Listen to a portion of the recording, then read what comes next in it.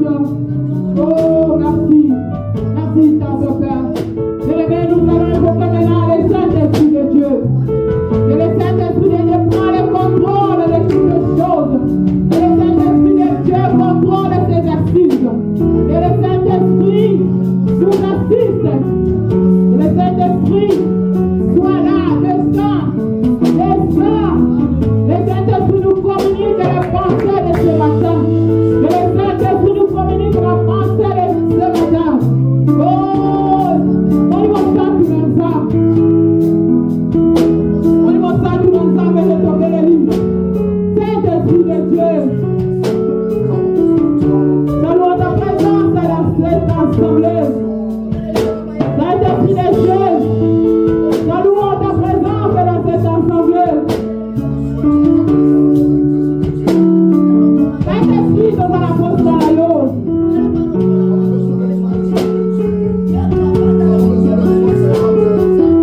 Saint-Esprit de Dieu, prends le contrôle, prends le contrôle. De la tête aux pieds, prends le contrôle. Saint-Esprit, prends la place qu'il faut. Saint-Esprit de Dieu, communique-nous ce que tu veux ce matin. Saint-Esprit de Dieu, sois efficace. Sois Seigneur, il a tombé à l'eau.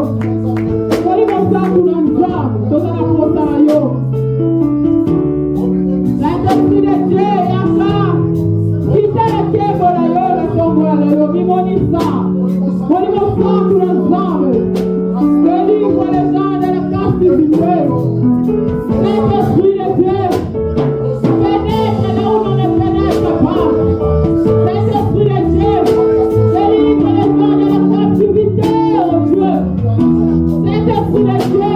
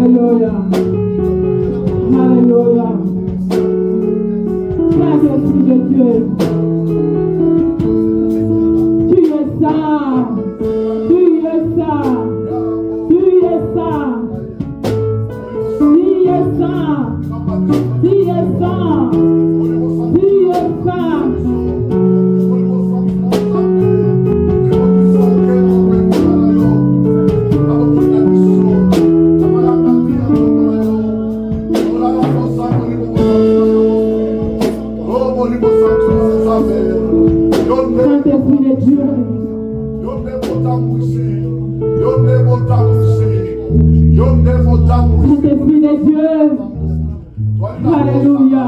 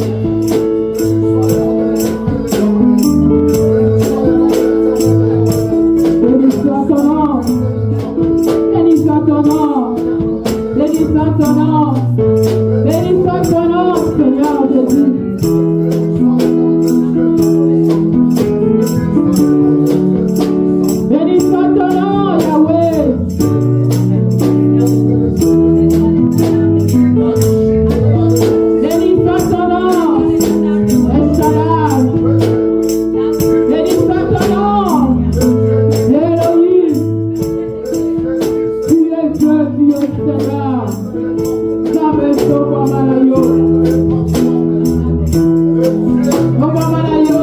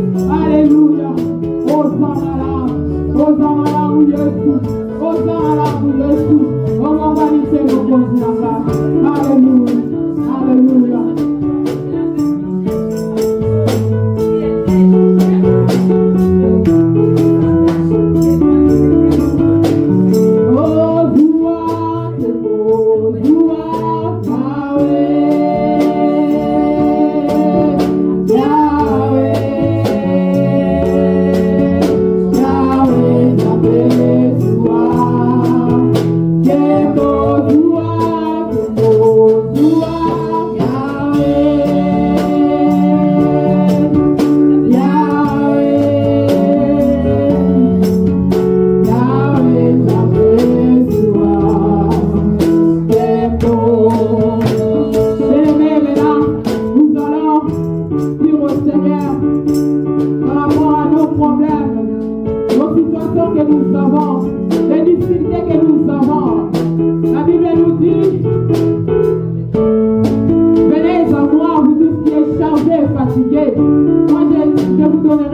bon. L'Éternel est là. Il est là. Pour la solution à la situation de votre vie. Bien-aimé, parle au Seigneur avec ton cœur. L'obéis ensemble. L'obéis, papa, n'ayez pas une aïe. Oyo responsabilité ma. Yahweh salé l'aïe. Si le Seigneur, alléluia. Oh Jésus. Oh, ça te fait adorer le soleil. Nous sommes au conduit et responsabilité ma. Connais les problèmes du monde dans le cœur, oh Dieu tout-puissant. Oh, responsabilité ma zave. Oh, situation limite dans la repose en zave. Toi qui sens dans les cœurs et les rêves, tu connais. Jamais tu n'es pas d'ailleurs. On doit faire ta solution à nos problèmes, non. Tu dois faire ta solution à la situation, non, sans zave et d'ailleurs. Jésus, tu n'es pas d'ailleurs, Kolo. Fais ta kimia, oh, Sengeli. Fais ta solution à ma bota. Fais ta solution à ma bota, zave. Yesu Masia, tu n'es pas d'ailleurs. Tu es là, mon Dieu, tout chuté. Quand tu es bien, tu es yonde, mon Père, la solution. Il y a la situation dans ton tabayola. Jésus, ça est la mission Golou. Kolo, ça est la mission Golou. Ça est la mission Golou. Tout le monde a le bon pour la yon, jamais. Tout le monde a le bon pour la yon, mon Golou. Oh, Yahweh. Localité, ma yabana. Oh, viva postabilité, manza. Oh, ça me donne pas la yon. Jésus, ça est la mission Golou. Ça est la mission Golou. Alléluia. Jésus, merci. Alléluia. Soya no lizama. Nous sommes là, nous sommes là, accomplissement, Seigneur. Alléluia, Jésus. Merci, tendre Père. Merci, Adonai. Jésus, merci. Merci, Seigneur Jésus. Alléluia. Est-ce qu'on peut acclamer pour le Seigneur? Vous êtes là, vous avez la robe pour la miolo.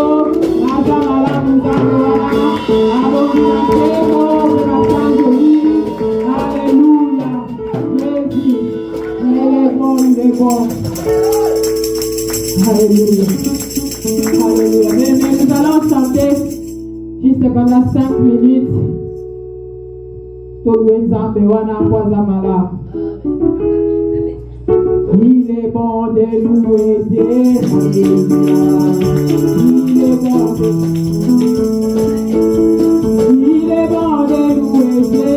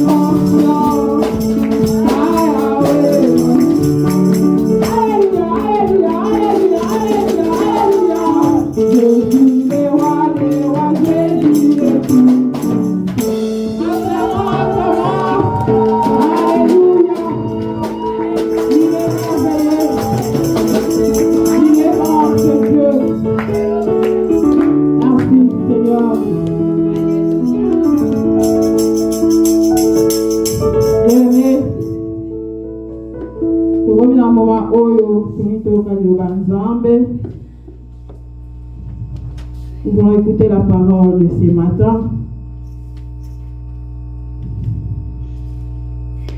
Au bon de Dieu, au bon de là, dit quelque chose pour la parole de Dieu et pour le serviteur de Dieu qui va nous prêcher ce matin. Nous allons ensemble et le comoko. Tout le monde est là pour nous, alléluia.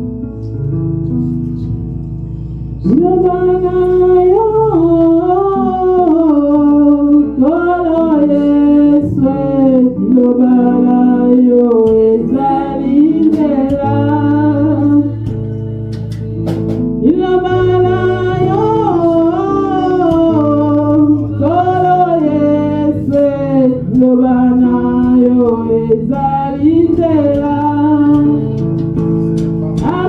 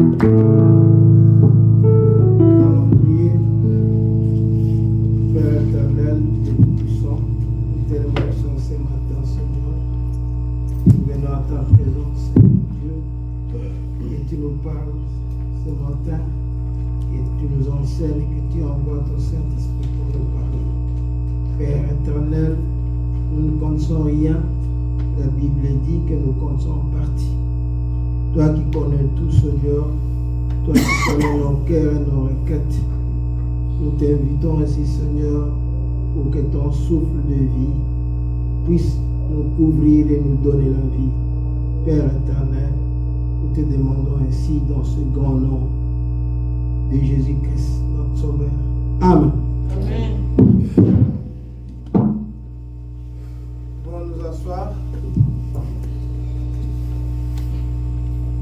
Que Dieu vous bénisse. Amen. Ce n'est pas les nombres qui comptent, mais c'est le cœur qui compte. Donc, Dieu sait pourquoi il combat. Il y a des fois la parole de Dieu, il y a le diable qui n'est pas content. Il sait que non, les attaquants arrivent déjà. Alors, nous allons sans tarder prendre la Bible.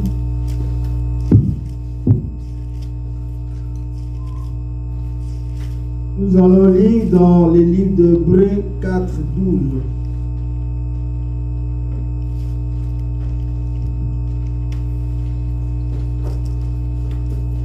Hébreux chapitre 4, on commence au verset 12. Car la parole de Dieu est vivante et efficace, plus tranchante qu'une épée quelconque à deux tranchants, pénétrante jusqu'à partager âme et esprit, jointure et moelle. Elle juge les sentiments et les pensées du cœur. Nulle créature n'est cachée devant lui, mais tout est à nu et à découvert aux yeux de celui à qui nous devons rendre compte. Que Dieu bénisse sa parole. Amen. Ce matin, nous avons choisi un titre là. La parole est la puissance de transformation, ou la parole est la puissance transformatrice. Quand nous venons à l'église, nous venons pour adorer le Seigneur. Nous venons pour écouter la parole de Dieu. Et que fait la parole de Dieu? La parole de Dieu doit agir. Aucun livre sur la terre, nous qui avons étudié, on a fait même le mémoire des études supérieures. On a lu des livres. Aucun livre n'a eu la puissance de transformer quelqu'un. Alléluia. Vous pouvez faire la philosophie. Vous pouvez faire la théologie, docteur en théologie. La théologie ne vous changera jamais. Amen. Amen. Amen. Et ça ne vous donnera jamais le Saint-Esprit. Les gens qui ont écrit même la Bible, des docteurs en théologie, quand la révélation est venue, quand Dieu s'est révélé à ses serviteurs, le même gens n'ont pas compris qu'ils étaient ces gens-là qui avaient écrit la Bible. Alléluia. Amen. Donc Dieu peut nourrir ses enfants par des corbeaux, mais qui ne sont pas réellement des fils de Dieu. Alors, nous avons lu des livres, ça ne nous a jamais changé. Mais, quand nous allons en Jésus-Christ, quand nous lisons la Bible a le pouvoir de transformer quelqu'un. Alléluia. Amen. Alors, quand vous restez intact, quand vous ne changez pas, vous devez vous poser des questions. Est-ce que réellement, vous êtes un fils de Dieu ou vous êtes un fils de la perdition? Parce que quand la parole sort, c'est comme une semence. Quand la parole sort, c'est comme une semence. Maintenant, que fait la semence? La semence doit grandir. Mais quand vous êtes toujours à l'école primaire, vous n'arrivez pas à l'école secondaire, signifie que vous ne gagnez toujours pas. Signifie que vous ne connaissez pas ce que vous faites. Signifie que vous ne comprenez pas la réalité de votre existence sur la terre. Alléluia. Or, la parole de Dieu a le pouvoir, a la puissance de transformer quelqu'un. Et dans la Bible, nous avons des preuves. J'ai souligné 4 preuves qui témoignent réellement que l'homme a changé. 4 preuves qui font réellement la démonstration que la parole de Dieu est venue à quelqu'un et il a transformé la parole de Dieu et c'est entré dans son corps. Et quand la parole de Dieu entre dans le corps de quelqu'un et ça doit agir, la parole de Dieu est dynamique. La parole de Dieu n'est pas statique, c'est dynamique. On doit prouver réellement qu'il y a un changement dans votre vie. Et vous êtes témoin de votre vie, vous-même. Chacun de nous connaît ici ce qu'il est. On ne peut pas mentir à sa conscience. Tout ce que nous faisons, nous connaissons ce que nous faisons. Si nous venons ici à l'église pour embrouiller, et si nous venons à l'église pour ajouter seulement le nombre, chacun de nous connaît pourquoi il vient ici. Alléluia. Amen. La parole de Dieu, en premier lieu, la première preuve que la parole de Dieu a une puissance transformatrice, c'est quand la parole de Dieu est vivante. Ça, c'est un. La parole de Dieu doit être vivante dans votre vie. Deuxièmement, la parole de Dieu transforme le cœur. Votre cœur là doit être transformé par la parole de Dieu. Troisièmement, nous avons la parole de Dieu transforme les circonstances. Et quatrièmement, la parole de Dieu donne la vie éternelle. Alléluia. Amen. Les 4 preuves que réellement Dieu est avec vous et réellement la parole peut vous transformer. La Bible n'est pas un livre d'histoire. La Bible est inspirée. C'est ce que dit la Bible. Que toute parole biblique est inspirée. C'est pourquoi il n'y a pas de place. Quand les gens disent, non, ça c'est la pensée de Paul. Il n'y a pas de pensée de Paul. Amen. Alléluia. Amen. Il n'y a pas de pensée de Paul dans la Bible. Parce que la Bible est la parole inspirée de Dieu. Même la parole là de Paul là, Dieu a inspiré cela. Pour que Paul puisse dire, selon moi Paul, signifie, il avait l'esprit de Dieu en lui. Alléluia. Amen. C'est ce qui s'est passé avec Moïse. Moïse a changé le plan de Dieu. Moïse. Quand Dieu était irrité, Dieu s'est dit, pourquoi j'ai créé l'homme? Je dois exterminer le peuple d'Israël. Et il a proposé à Moïse d'exterminer son peuple. Moïse a dit à Dieu, n'est-ce pas, ça sera une honte quand les enfants, quand les Égyptiens apprendront que leur Dieu les a tous tués sur la route de désert. Et Dieu a changé le plan. Dieu a écouté Moïse. Parce que Moïse était le grand ami de Dieu. Il parlait avec Dieu face à face. Il écoutait Dieu. Et Dieu lui répondait. Alléluia. Mais quand nous rentrons un peu en arrière, quand Dieu a créé, je lisais un peu le dictionnaire, quand j'ai trouvé, mais Dieu a créé, je me suis posé des questions. Dieu a créé.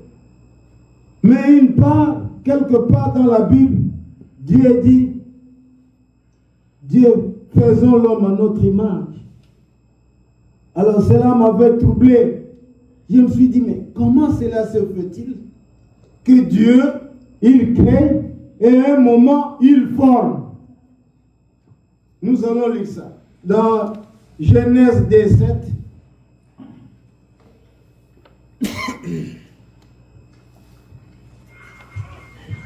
Oh my God.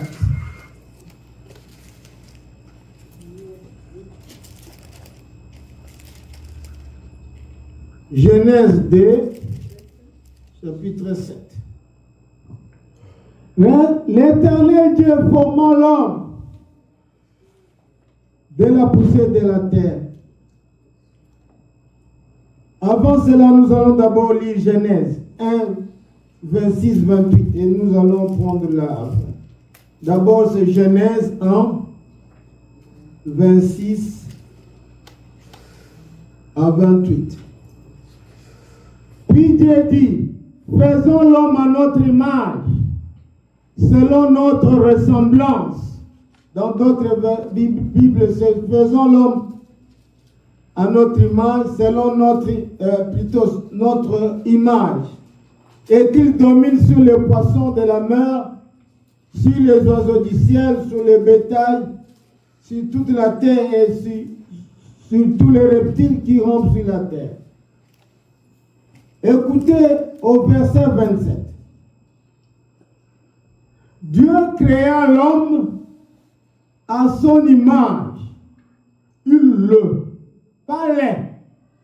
Ce n'est pas au pluriel. Il le. L'homme, il le créa à l'image de Dieu. Alléluia. Amen. Suivez très bien. Dieu créa l'homme à son image. Il le créa à l'image de Dieu. Il créa l'homme et la femme. Ça, c'est la création. Quand Dieu commençait à créer, il a commencé par créer l'homme à son image. La Bible dit, il le créa, cet homme-là. C'est après que Dieu dira, la Bible va dire, il est créa l'homme et la femme. Ça, c'est dans la création. Quand j'ai regardé le dictionnaire, quand j'ai checké le dictionnaire me dit, créer, c'est concevoir. Créer, c'est imaginer, inventer. Signifie Dieu avait déjà un plan. Quand il créait, il avait un plan. Et il n'avait pas de corps. Il était esprit. Alléluia. Amen. Il était encore esprit. Et quand il disait, faisons l'homme à notre image, signifie Dieu voulait donner à cet esprit la ressemblance. Vous comprenez ce que j'ai dit? Signifie l'esprit là devrait avoir les caractéristiques de Dieu. C'est dur, mais il faut comprendre ça. Quand on mange et que vous trouvez les os quelque part, mangez d'abord de la chair, vous prenez les os, mettez à côté. Ça sera important. Alléluia. Donc Dieu, en tant qu'esprit, il a créé l'esprit. Il dira, faisons l'homme à notre image. Certaines révélations disent que Dieu, comme il avait le titre de Père, Fils et Saint-Esprit, alors tout réunit ensemble, c'est alors que Dieu a dit, faisons l'homme à notre image. Mais dans la Bible, quelque part, il y a aussi quelqu'un, Salomon, comment j'ai une bonne mémoire, a dit, allons, j'ai dit à mon cœur, allons. Donc, c'est Dieu a voulu cela. Il a voulu utiliser nous. Faisons l'homme à notre image. Donc, l'homme devait avoir les ressemblances, les caractéristiques qui reflètent la nature de Dieu. Alléluia. C'est pourquoi, plus tard, Jésus dira que aujourd'hui, les vrais croyants, les vrais adorateurs devraient adorer en esprit. Alléluia. Parce que Dieu est esprit. Quand on adore Dieu, vous devez faire partir le corps. Ne voyez pas le corps. Vous devez entrer dans un monde quelconque. C'est pourquoi quand la Bible dit que vous devez former un hôtel dans votre maison, vous devez avoir un coin où vous parlez avec Dieu. Dans l'esprit. Et ça peut aussi s'appliquer de votre cœur. Le cœur peut aussi être une chambre cachée de Dieu. Je peux être là, dans un bus ou quelque part. Souvent, ce que je faisais quand j'étais à Kin, je partais au boulot, mais je priais dans mon cœur. C'était une chambre. J'exposais ma prière à Dieu et j'arrivais au boulot. On ne peut pas se promener comme les animaux.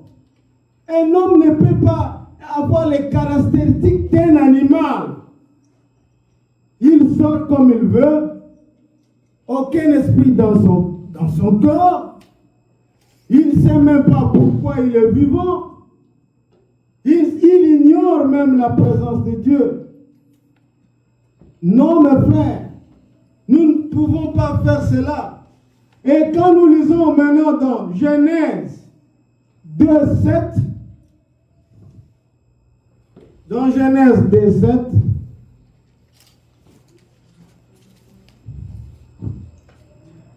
maintenant c'est la formation. Dieu avait d'abord créé un homme dans son esprit, dans sa ressemblance, un homme esprit. Ou on peut dire un homme qui avait la théophanie, un corps esprit. Mais maintenant il forme l'homme en question. Dans Genèse 2:7, il dit, l'Éternel Dieu forma l'homme de la poussière de la terre, il souffla dans ses narines et un souffle de vie, et l'homme devint un être vivant. Voilà maintenant. D'abord, c'était la création. Dieu a créé l'homme à son image, à sa ressemblance. C'était l'homme spirituel. C'était l'homme qui n'avait pas de péché. C'était un homme qui n'était pas naturel. C'était l'homme, la théophanie. C'était l'homme qui voyait Dieu, qui causait avec Dieu. C'était un homme spirituel. Alléluia. Mais maintenant, la Bible nous dit que Dieu forma l'homme. Voilà la formation. C'est maintenant que Dieu prend de la poussière de la terre, il souffla de ses narines un souffle de vie. Et l'homme devint un être vivant. Puis l'Éternel Dieu planta un jardin en Éden du côté de l'Orient, où il mit l'homme qu'il avait formé. Alléluia. Amen. Mais quand nous voyons dans Genèse, la Bible dit que Dieu a dit à l'homme, nous allons relire tout ça. Genèse toujours, 1:26.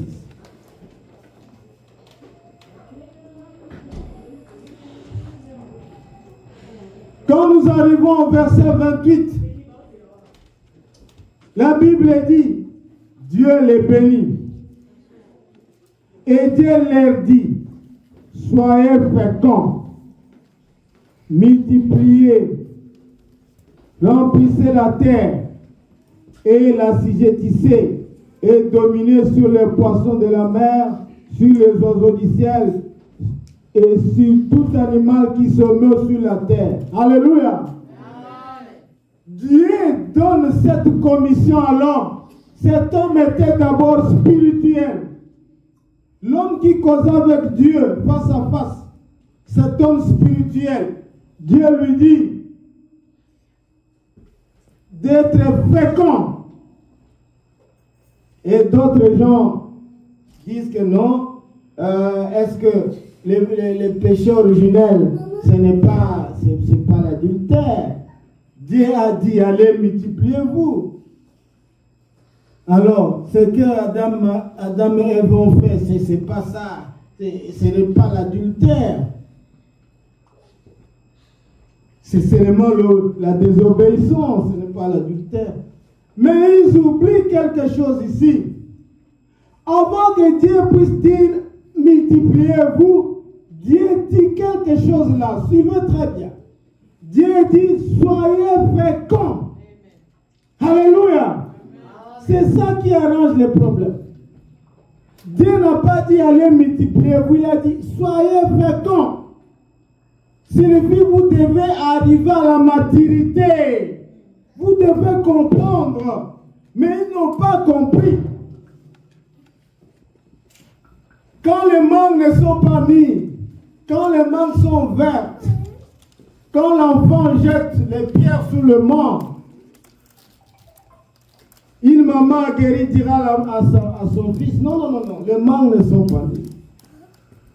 Si vous mangez de cette mangue-là qui n'est pas mûre, vous aurez le mal au ventre. Alléluia. Pourquoi? Parce que la mangue n'est pas féconde. Il faut que la mangue arrive au terme. Signifie la mangue doit être mûre pour manger cela. C'était la loi de Dieu. Il a dit, soyez féconds. Donc comprenez les choses.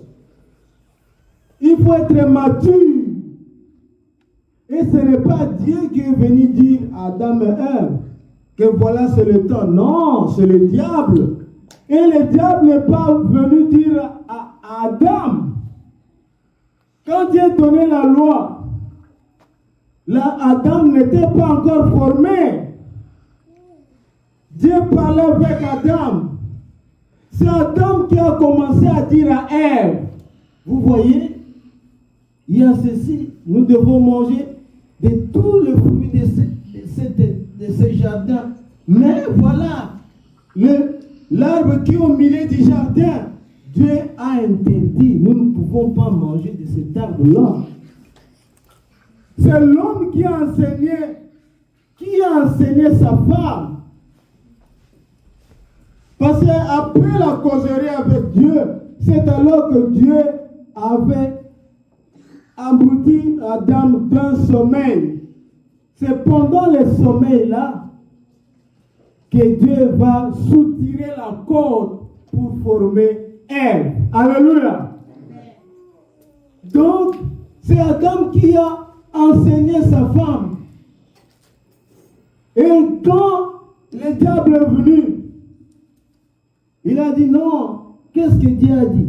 Ève a dit, Dieu a dit qu'on peut manger de toutes sortes d'arbres agréables à la vision, mais on ne peut pas toucher à l'arbre de la connaissance du bien et du mal.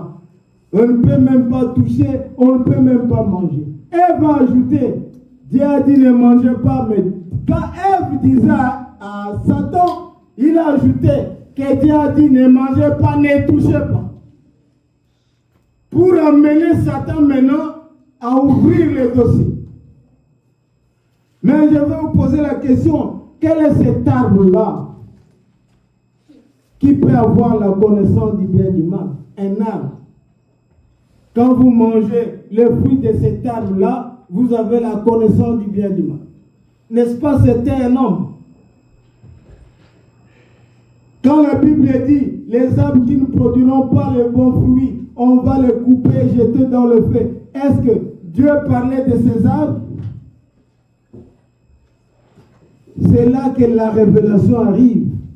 C'est là que Dieu sépare ses enfants aux autres à partir de la révélation. Je disais que la parole de Dieu doit être vivante. La parole de Dieu transforme le cœur. La parole de Dieu transforme les circonstances. Et la parole de Dieu donne la vie éternelle. Alléluia. Mais comment la parole de Dieu est vivante? La parole de Dieu doit avoir les effets sur la vie. Donc, la parole de Dieu doit avoir les effets sur la vie. Quand vous vous promenez, vous dites, ah, ce qui nous a embêté, vous devez reconnaître ce que vous êtes là, c'est à cause de Dieu. Vous devez comprendre qu'il y a des effets. Il y a la main de Dieu sur ta vie. La parole de Dieu n'est pas une doctrine morte. Nous ne venons pas ici prêcher un Dieu qui est mort. Vous ne témoignez jamais de votre vie. Quand vous venez à l'église, vous ne dites rien de Dieu. Signifie dans votre vie, Dieu ne fait absolument rien. Mais il y a les autres gens. Si ce n'est pas Dieu, s'il n'y a pas la vie pour ces gens-là. Alléluia. Donc, la doctrine de Dieu, la doctrine de Jésus n'est pas une doctrine morte. C'est une doctrine qui est active, dynamique, agissante. Alléluia. Je vous ai donné un exemple ici. Quand nous avons gagné à la loterie, nous avons joué à la loterie. Nous n'avions que ce jour-là $10. J'ai dit à ma femme, à la maison, il n'y a rien. Les enfants ne vont pas manger. Qu'est-ce qu'on va faire? Ma femme me dit, non. Je préfère qu'on soit affamés. Mais que nous ayons joué les jeux là, la loterie. J'ai insisté parce que je ne voulais pas que chez moi qu'il y ait la famine. Je ne voulais pas cette histoire. Un jour, je disais à mes enfants, tant que je suis vivant, il n'y aura jamais un jour Bogola Lanzala, Lukuta. Je l'ai dit. Un jour, je n'avais rien. L'autre dernière fille me dit, mais papa, on va pas dire Bogola Lanzala, l'élo, la monnaie, zate. Mais Dieu a fait grâce ce jour-là. Malgré que mes enfants, quand ils mangent le riz, ils disent que non, Tolia quitté. Mais ils ont eu quand même le riz. Donc la parole de Dieu, ce n'est pas une doctrine morte. Je n'avais pas d'argent. Nous avons gagné à la loterie. On s'est demandé comment voyager. Mes frères se sont complotés avec mes sœurs. Ils ont dit, il faut dire seulement à Fidèle qu'il cherche une autre femme qui a beaucoup d'argent. Et maman Sola doit rester. Je suis venu dire à ma Sola, voilà ce que ma famille dit. Que je voyage, je vous laisse et nous allons contacter une femme qui a beaucoup d'argent. La femme est venue avec un sac d'argent. À l'absence de ma femme, j'ai appelé mon neveu, je lui ai dit, ma sola sali logoté, natika e pona nini. Le neveu me dit, non, ko ezali kamo ke États-Unis atika e kaka azama sino Hollande. J'ai dit à mon neveu, j'aimerais que toi tika la missionnaire. Ce qui n'a aucun to kenaye. Ce qui te tika la tika la. Je suis venu, j'ai dit à ma femme, voilà ce qui se passe. Ma femme dit, nous irons aux États-Unis. Qu'il neige, qu'il pleut. Il n'a pas passé quelque temps. On a engagé à New School, une école royale. On a engagé des licenciés en anglais. Il dit, mais moi je suis militaire. Comment j'irai là? Quand ils vont découvrir que je suis policier, est-ce qu'ils vont accepter ça? J'ai fait tout. Le garçon qui est venu me dire m'a encouragé. Je suis allé là. 22 licenciés, on n'avait besoin que de 2. Le premier test a eu lieu. Nous sommes restés à 12. On avait seulement des 2. D'abord, on s'est dit non, 4. Sur les 12, nous sommes restés 4. Sur les 4, on dit non, on a besoin seulement de 2. Et la femme du patron est venue dans la salle où on était là en train de passer les tests. La femme du patron va dire à ses patrons, moi,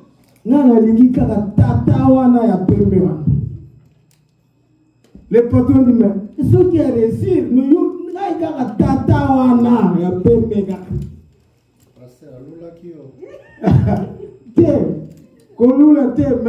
c'est Dieu qui a fait ça. Il dit, ah, mais Dieu a fait grâce. Parmi les 4 là, on avait besoin de 2. Mon nom était le premier nom. Alléluia. Dieu est agissant. La parole de Dieu agit. Vous devez avoir un témoignage. Vous ne devez pas venir à l'église, rentrer et vous êtes le même homme, la même femme. Vous avez même oublié les chapitres que tout le monde connaît dans la vie. Vous connaissez les chapitres là, que tout le monde connaît. Qui peut me citer un chapitre que tout le monde connaît? Tout le monde connaît. Ça ne s'échappe pas aux gens. Vous connaissez ça? Matthieu 7,7. Matthieu 7,7. Demandez, on vous donnera. Vous avez oublié ça. Vous avez même diminué la puissance de ce verset-là. Oh, c'est le verset qui amène les gens à être millionnaires. Matthieu 7,7. Alléluia. Mais vous avez négligé même ça. Les chrétiens ne croient même pas à ça. Ils citent ça, mais ils ne croient pas. Et les chrétiens même commencent à faire du mal avec Matthieu 7,7. Il va commettre adultère avec Matthieu 7,7. Il dit à la femme, mais la Bible dit demandez, on vous donnera. J'ai demandé. Les chrétiens d'aujourd'hui, oh Matthieu 7,7, c'est ça qui va vous rendre des millionnaires. Alléluia. Essayons un peu de lire. Matthieu 7.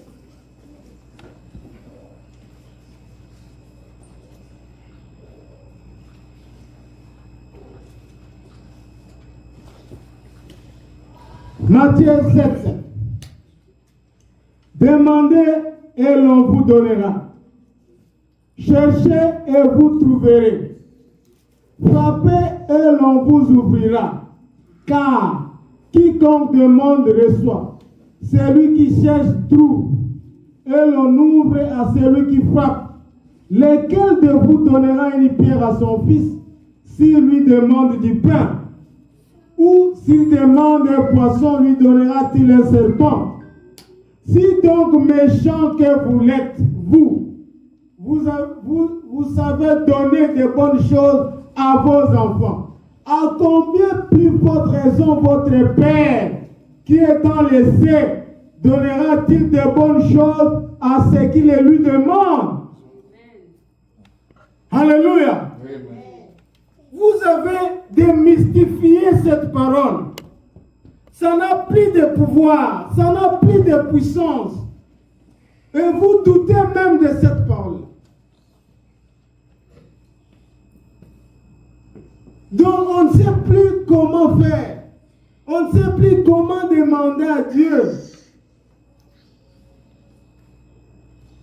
C'est pourquoi les millionnaires que vous voyez ici, ils adorent leurs principes. Quand ils vont voir le féticheur, ils ont des principes. Le féticheur lui dit, tu vas prier avec les bougies rouges à 0 heure, à 1 heure. Et ils le font. Mais les chrétiens ne suivent pas les principes de Dieu. Alléluia. Amen. Vous ne suivez pas les principes. C'est pourquoi il n'y a pas de millionnaires parmi nous. La Bible dit, la joie c'est celui qui donne que de recevoir. C'est ce que la Bible dit. Celui qui donne beaucoup de joie à Dieu que celui qui reçoit. Mais nous ne faisons pas ça. Nous sommes tous des Bakongos. Non, les chrétiens sont devenus des Bakongos.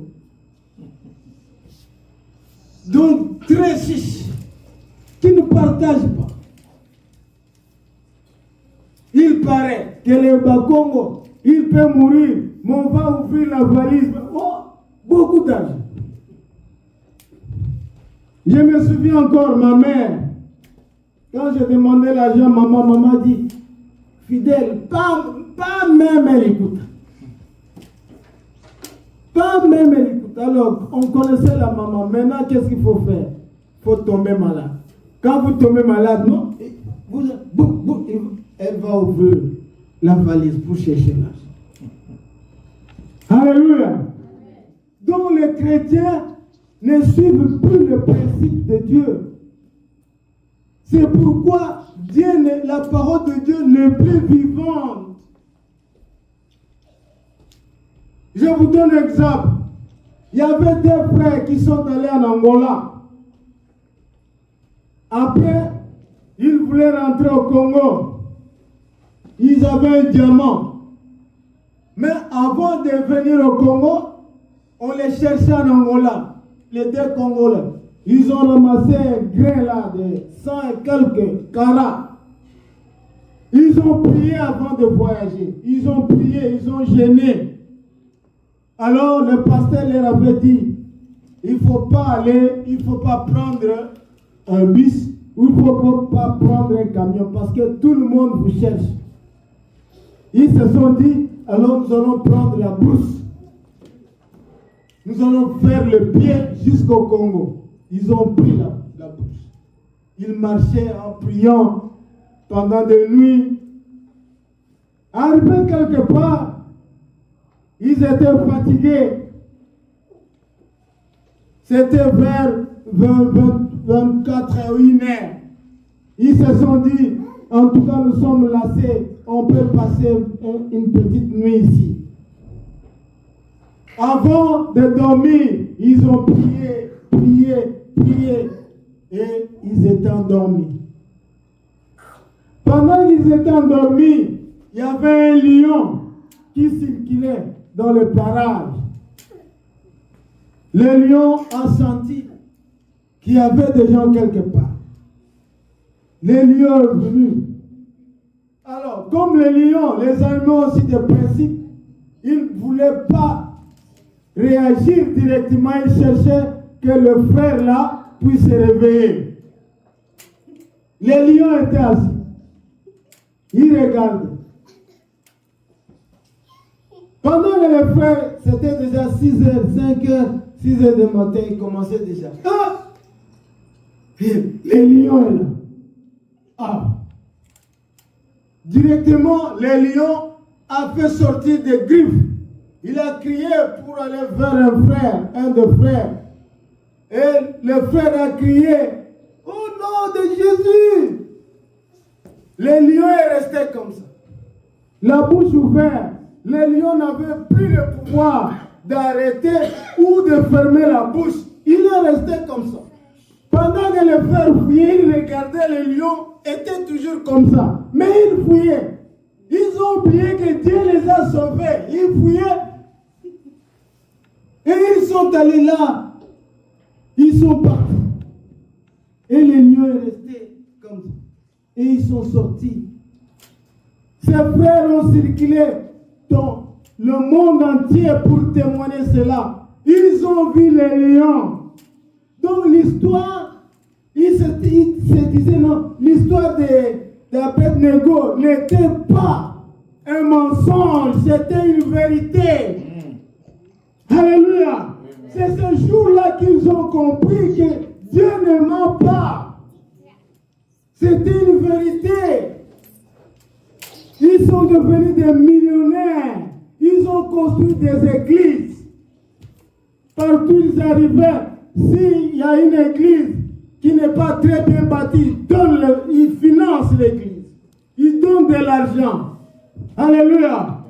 Voilà comment la parole de Dieu est vivante. Mais pourquoi vous ne voulez pas faire de la parole de Dieu agissante? Pourquoi vous êtes dans les slogans? Pourquoi pour vous, Jésus se limite aux lèvres, pas au cœur? Pourquoi vous ne pouvez pas faire que la parole de Dieu devienne dynamique à partir de vous? Quand vous venez à l'église, vous savez pourquoi il y a des dons dans l'église? Il y a des dons dans l'église pour aider les pasteurs, ceux qui prêchent. C'est pourquoi Dieu donne des dons là. Comme le pasteur ne peut pas avoir tous les dons, Dieu suscite des dons dans l'église pour aider les ministères. Alléluia. C'est pourquoi vous venez dans l'église, il y a une prophétesse, il y a quelqu'un qui a la parole de la sagesse, il y a quelqu'un qui est hospitalier, pour aider les ministères. Mais vous, quelle est votre place? Quelle est votre place dans l'église? Quand vous rentrez à la maison, vous vous demandez, mais Dieu, quelle est ma place dans l'église? Tant fidèle prêche. Le pasteur est notre pasteur. Mais moi, Maman Pauline qui est venue hier, vous a ravi même. Elle devient protocole. Elle vous a arraché même. Vous qui êtes là, vous êtes assis là. Ça ne vous dit rien. La parole de Dieu n'agit pas chez vous. Vous êtes un frère de moins, que moi j'appelle un frère présent. Donc vous êtes présent chaque dimanche, un frère présent. Mais vous ne donnez rien. Quand Dieu vous voit, zéro. Alléluia. La parole de Dieu donne la vie éternelle. Mais c'est vrai. La parole de Dieu donne la vie éternelle. Est-ce qu'avez-vous déjà perdu un être cher? C'est ce jour-là que vous verrez comment est le monde. Quand vous perdez un être cher, c'est ce jour-là que vous comprendrez la vie. Alléluia. La vie éternelle, ça se construit déjà. Quand on est vivant, on commence à construire la vie éternelle. Vous vous sentez vous-même, quand vous êtes sauvé, le Saint-Esprit habite en vous. Sa présence est une preuve. Vous avez des preuves que je suis baptisé du Saint-Esprit. Vous avez des preuves que j'ai la vie éternelle. Vous avez des preuves que vous appartenez à Dieu et que vous avez la vie éternelle. Quand vous voyez Job 1:8, Dieu lui-même dit au diable, avez-vous vu mon serviteur Job? Alléluia. Est-ce que Dieu peut témoigner de vous?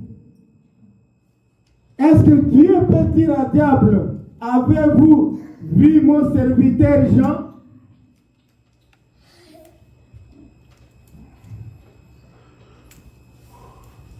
alléluia. Vous comprenez ça?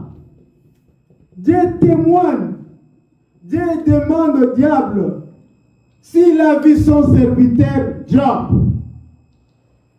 Et il lui dit, faites tout ce que vous pouvez faire sur le corps de Job, mais ne touchez pas à son âme. Alléluia. Amen. Voilà quelqu'un qui avait déjà la vie éternelle. Mais vous, quand vous avez une simple fièvre, vous tremblotez déjà parce que vous avez vu la mort. Moi, j'ai vu comment un féticheur mourait avec des cris. On l'arrête. Il appelle sa femme. Il appelle il avait 12 femmes. Il dit, amenez-moi la plus jeune. Quand il regarde la femme, il meurt avec son adultère dans la poche. Au lieu de regretter sa vie, il regrette comment il va laisser sa jeune femme. Oh,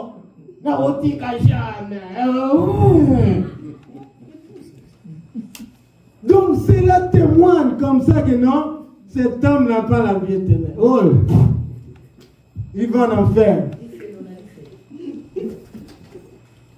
Donc même devant la mort, il appelle sa jeune femme.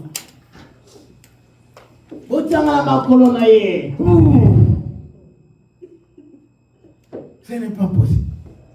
Mais il faut voir, quand le Fils de Dieu meurt, moi j'ai vu un pasteur Josué qui était avec moi, comment il mourait avec des souris. Il appelle des frères, frères fidèles, je vous laisse. Les anges sont là, les anges sont autour de moi. Il appelle les médecins, il dit que tu sois béni. Ce n'est pas ton problème, c'est Dieu avec moi. Il demande qu'on chante pour lui. Alléluia. Est-ce que vous allez mourir comme ça? Ou vous allez pousser des cris? Donc vous devez avoir, vous devez être sûr que vous avez la vie éternelle ici sur la terre. Mais vous n'êtes même pas sûr. Vous n'êtes pas sûr pourquoi? Parce que tout ce que vous faites, c'est ça qui témoigne que vous n'êtes pas sûr vous-même. Cela témoigne que vous n'êtes pas sûr vous-même. Vous ne croyez même pas que vous pouvez être sûr.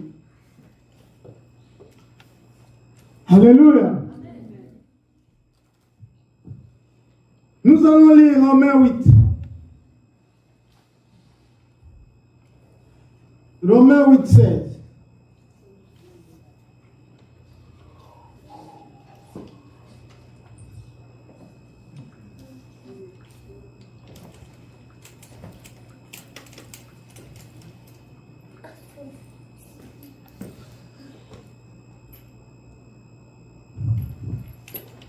L'Esprit lui-même rend témoignage à notre esprit que nous sommes enfants de Dieu. Alléluia. L'Esprit lui-même rend témoignage à notre esprit que nous sommes enfants de Dieu. Or, si nous sommes enfants, nous sommes aussi héritiers, héritiers de Dieu et co-héritiers de Christ. Si toutefois nous souffrons avec lui, afin d'être glorifiés avec lui. Amen. Alléluia. Amen. J'estime que les souffrances du temps présent ne sauraient être comparées à la gloire à venir qui sera révélée pour nous. Alléluia. Amen. Aussi la création entend-elle avec un ardent désir la révélation du Fils de Dieu. Alléluia. Amen. Même les gens qui vous voient attendent de vous de voir le Fils de Dieu sur la terre.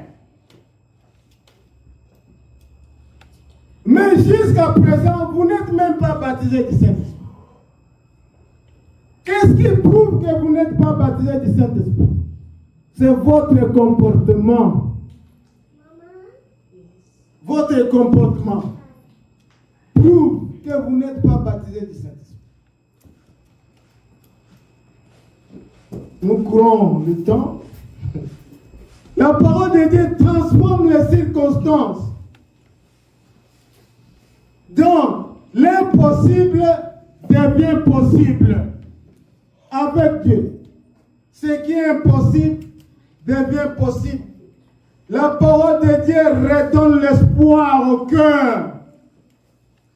Si vous étiez désespéré, mais quand vous écoutez la parole de Dieu, quand vous priez Dieu, la parole de Dieu vous redonne l'espoir. Alléluia. C'est la seule consolation que nous avons. C'est plus qu'un papa. C'est plus qu'une maman. La parole de Dieu nous redonne l'espoir. Le cœur brisé et amène des solutions là où il n'y en avait pas. La parole de Dieu donne des solutions là où il n'y en avait pas. Mais vous n'avez même pas la référence de comprendre que Dieu existe, de comprendre que sa parole peut tout changer. Mais vous lisez la Bible, vous voyez même ce que Jésus a fait sur pour calmer la tempête. Il y avait un jour, Jésus était dans la barque avec les disciples. Ils étaient là. Jésus a fait semblant de dormir. Et le vent est venu, un vent impétueux, est venu pousser la barque. Et vous voyez les hommes, les gens qui étaient avec Dieu lui-même, les dieux de vent, étaient dans la barque. Mais vous voyez comment l'homme est toujours incrédule. Il commençait à pleurer. Jésus, nous allons mourir. On disait à Pierre, Rayo que la rayo. Pierre, dis, réveille. Jésus était là. Et quand il s'est réveillé, il a dit au vent, calme-toi. Et le vent s'est calmé. Il commençait à se poser des questions. Il y avait Thomas, surtout Thomas, qui posait beaucoup de questions. Mon poids coup pesant, mais le vent n'a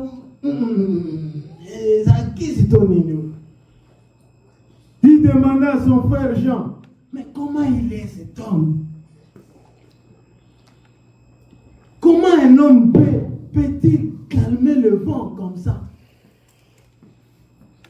Qui était cet homme-là? Mais c'était un Dieu dans une chair humaine. Dieu est esprit. Et Dieu voulait venir faire voir que sa parole est vivante et que lui est Dieu. C'est lui notre créateur. C'est pourquoi il s'est formé une chair. Et il est entré dans cette chair. Il commençait à marcher comme un homme. Amen. Mais la Bible dit qu'en voyant Jésus, c'est comme s'il n'avait pas de poids. Un garçon de 30 ans, mais vous vous imaginez comme un papa de 70 ans. Mais il avait 6600 000 volts. Donc on ne pouvait pas comprendre ça. Ils ont oublié l'écriture. Ils ont oublié que Dieu devrait venir. Les grands pharisiens de l'époque, ils lisaient. Un enfant nous est né, un fils nous est donné, il sera appelé. Ils lisaient. Mais ils envoyaient ça pour l'époque à venir. Or, Jésus était déjà parmi eux. Emmanuel. Alléluia. Dieu est dans une chair humaine. Il croyait que Dieu devait venir comme ça, avec des vestes qui coûtaient cher là. Il commençait à marcher. Où est Pilate? Bonjour. Il devrait entrer dans les synagogues. Bonjour. Bonjour. Oh, Jésus est venu. Non. Dieu ne fait pas des choses comme cela. Dieu dépasse l'entendement de l'homme. Dieu est notre Dieu et Dieu des zigzags. Vous le suivez comme ça, il fait un petit demi-tour. Vous vous embrouillez. Et pendant que vous passez, mais ces enfants comprennent, Dieu s'est limité. Alléluia. Et nous avons, quand la parole de Dieu dit dans Psaume 107, 20, il envoya sa parole et la parole les guérit et les fit échapper de la fosse. C'est par la parole que vous devez être guéris. Mes chers frères et sœurs, ne restez pas amis d'une maladie. La maladie, c'est un démon. Quand on dit prostate, c'est démon de prostate. C'est un démon.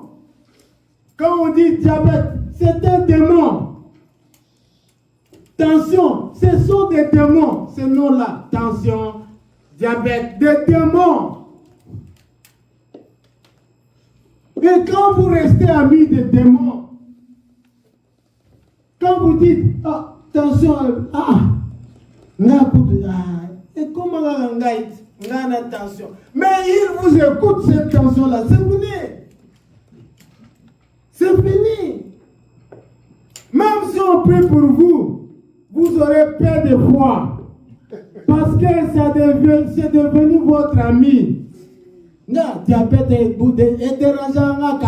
Mais hier, quand le pasteur a dit on va prier pour le démon, vous êtes venus. Mais demain, on est diabète. Alléluia. Mais comment vous êtes? Donc la parole de Dieu qui transforme les circonstances, mais chez vous il y en a. Donc vous dites que Dieu est capable de transformer les circonstances. Alléluia. Vous devez dire non à la maladie. Vous devez refuser. Là vraiment, que Dieu bénisse ma femme.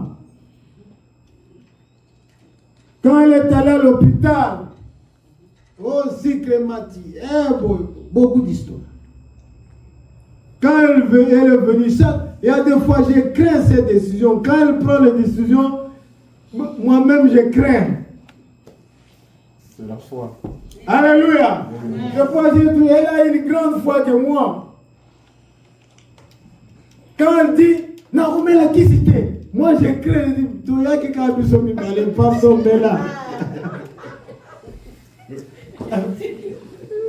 Qu'est-ce que la beauté est là? Nangelubani la bana. Non, mais la tête, quand elle dit ça, elle va papa. Amen. Alors il y a des fois, je me dis, mais qu'est-ce qui se passe avec cette femme? Vous voyez comment vous avez maigri? Il dit, ce n'est pas maigri pour cela. Ce n'est pas le sucre. Je n'ai pas maigri pour ça. Je ne prendrai pas ça. Je crois que c'est 6 mois ou 7 mois, elle ne prend plus ça. Elle ne prend plus ces produits. Amen. Alléluia. Amen. Elle est vivante. Amen. Oui. Donc vous êtes. Donc, quand vous. Moi l'attention. Mais chaque fois. Qu'est-ce qui se passe? Qu'est-ce qui se passe? Dernièrement, je craignais le ventre, ça n'allait pas. La constipation. Je me suis dit, comme un homme.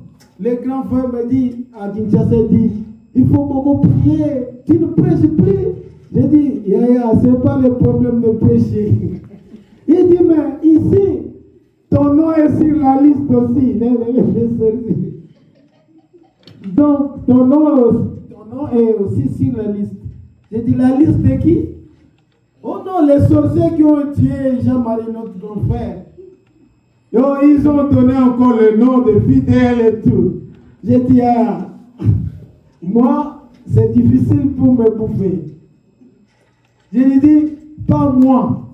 Ils ont écrit leur nom, la fidèle, qui semble la fidèle. Les mêmes sorciers ne m'ont jamais vu. Je ne les connais pas. Mais ils ont écrit mon nom. Comment ça? Qui leur a donné mon nom d'ailleurs? Je lui ai dit, ce n'est pas moi. C'est leur fidèle. C'est leur fidèle, pas moi. Et quand j'ai commencé à souffrir, en tant que je me dis, oh, donc Dieu, les sorciers m'ont vaincu, vraiment. Est-ce que c'est vrai? Après un moment, j'ai prié, j'ai dit à Dieu, mais tu ne m'entends pas. Tu ne me donnes pas de réponse. Quand je prie, c'est alors que la maladie devient plus grave. Plus grave. Alors, quand le pasteur Israël a prêché, il dit Dieu répond. Je me suis dit oui, Dieu répond. Et il y a des fois quand Dieu répond, si Dieu utilise la voix audible, il utilise quand Samuel a eu des problèmes, Samuel a prié, une voix audible commence à répondre à Samuel. Cette voix audible correspondait à la voix d'Élie le prêtre. Alléluia.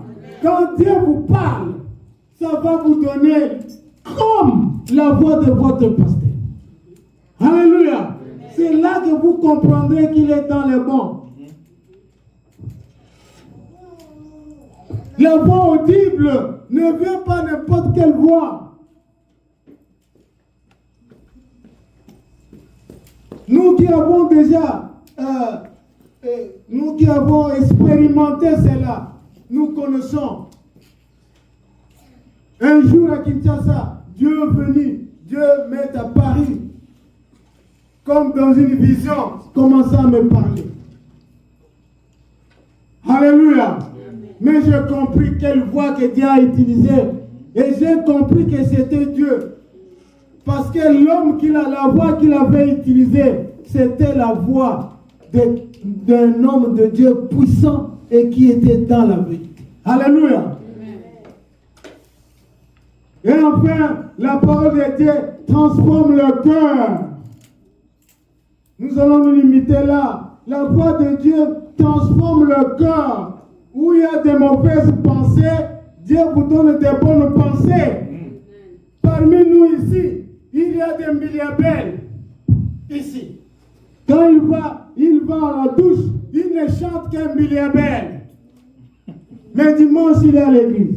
Parmi nous ici, il y a des jokesters ici. Il ne chante que jokesters. Parmi nous ici. Mais quand il va à l'église, un chrétien, 150% comme un chrétien. Mais quand il va là-bas, le chrétien n'a jamais eu une vie privée. Non. Alléluia. Un chrétien ne peut pas avoir une vie privée.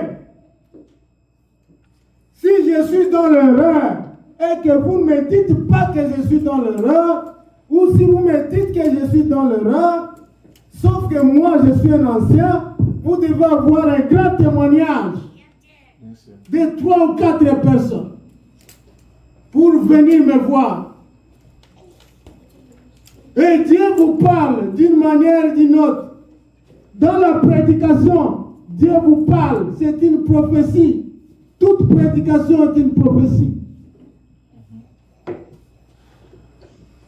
Il y a des fumeurs parmi nous. Des gens qui fument. c'est malheureux. Vous n'avez pas encore compris. Les jours que vous serez à l'hôpital, c'est ces jours-là que vous commencerez à appeler les pasteurs. C'est ces jours-là, au lieu de voir des anges auprès de vous, et vous verrez les diables avec des queues. Alléluia. C'est ces jours-là que vous comprendrez les choses. Comme vous êtes têtus, vous ne voulez pas comprendre. Nous allons prier pour que vous arriviez à cette étape-là, à l'hôpital. Il y a certains qui disent, mais moi, on ne parle pas de moi, mon péché, ça ne se voit pas. Tu t'es dit, tu es dans l'ombre. Dieu vous voit. Amen. Alléluia. Amen. Et vous pouvez dire, oh, pourquoi? Dieu vous aime. Yes. Alléluia. Yes. Quand vous commettez des péchés et qu'on ne prêche pas sur ça, Dieu vous n'aime pas. Mais quand on prête tout ce que vous faites, Dieu vous aime. Yes, yes, yes. Vous verrez un homme de Dieu, un pasteur en culotte. Non. La Bible appelle la culotte caleçon. Alléluia. Est-ce que vous m'avez déjà vu? Ma femme est là. Est-ce que je porte des culottes? Même devant mes enfants en culotte, ils diront, oh, papa, culotte? C'est étrange pour eux. Mais vous verrez un fils de Dieu en culotte. La Bible dit, la culotte c'est le sous-vêtement des prédicateurs. Quand on le prêche, il doit avoir des caleçons jusqu'aux cuisses. Mais vous verrez un chrétien, un pasteur, devant les chrétiens. Les chrétiens en pantalon, mais le pasteur en culotte. Ça c'est... Et ils sont là, notre pasteur.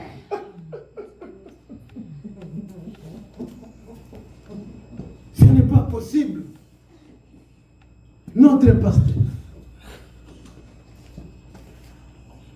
Il y a des mauvaises pensées. Jérémie 17, 9 dit, le cœur est tortueux, qui signifie menteur. Le cœur trompe. Le cœur est corrompu. Des intentions égoïstes. Le cœur est corrompu. Vous verrez quelqu'un qui écoute la chanson si je dis que je ne le connais pas, mais je serai menteur de Fally Ipupa. Mais c'est comme si, mais si ce que vous faites là, si c'était le Saint-Esprit, vous voyez quelqu'un qui change la figure. Pour la chanson de Fally Ipupa. Il change.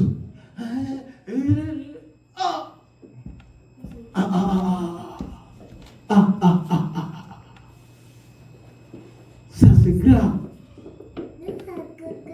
Mais quand on met un petit cantique ici pour chanter, mais quand on met Fally, vous ferez là. Mais c'est grave.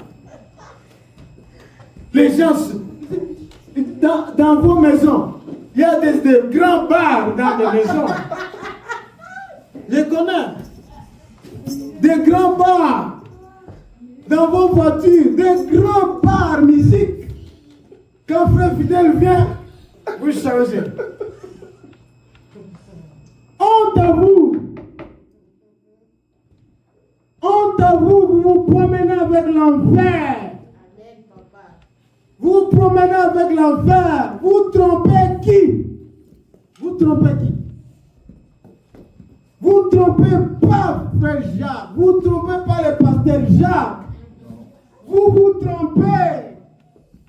Et vous trompez Dieu. Et Dieu ne le trompe pas.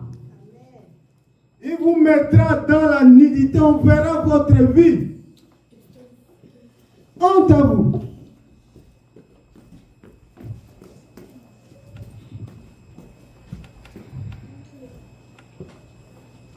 Les femmes insoumises dans des maisons.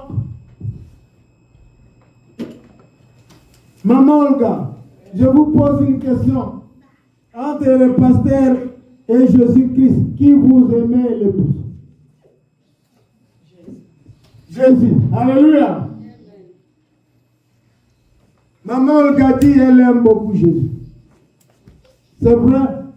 Yes. Alléluia.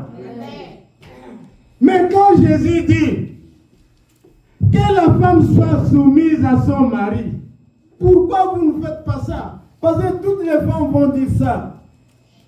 Mais quand vous aimez Jésus plus que votre mari, mais que dit Jésus? Jésus maintenant vous dit, quand vous m'aimez le plus, alors soyez soumis à votre mari. Mais vous n'êtes pas soumis.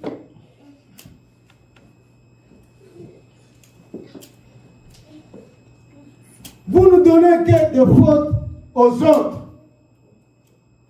Vous êtes sans faute.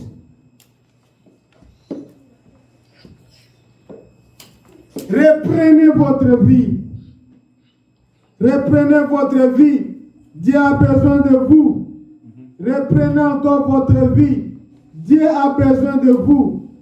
La Bible dit dans 119, Psaume 119, nous allons nous mettre debout et nous allons lire le Psaume 119, 11. Psaume 119.